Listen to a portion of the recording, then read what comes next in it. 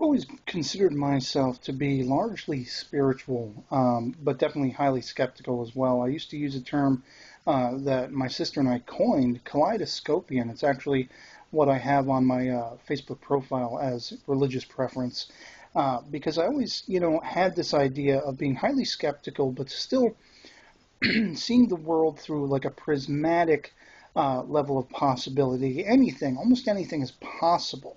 It all rounds down to what is actually probable, that kind of thing. And I've never completely and totally turned away unless it was absolutely bizarre or beyond comprehension.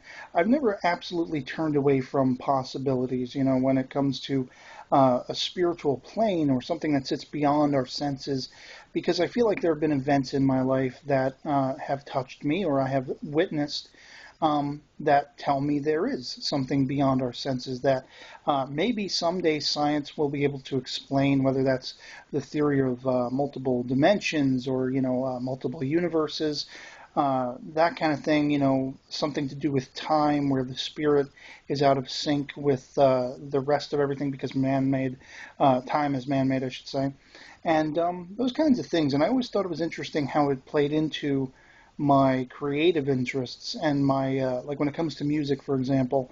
I have a very eclectic taste in music, and some people, when they find out that I'm very much against things like organized religion, and that is all religions, I can see the morals that come across in them, and know that a lot of people find semblance in religions and become very good people and caring and compassionate and concerned people.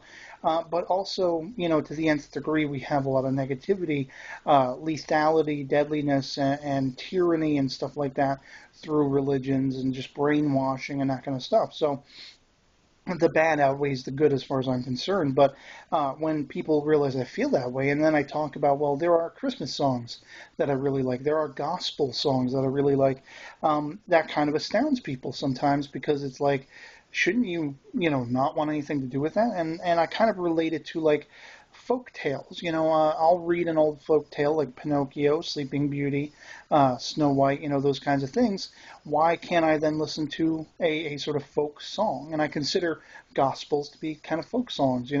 It's dealing with a fiction, it's dealing with an affirmation, and it's more about the feeling, not so much the preachiness or what have you.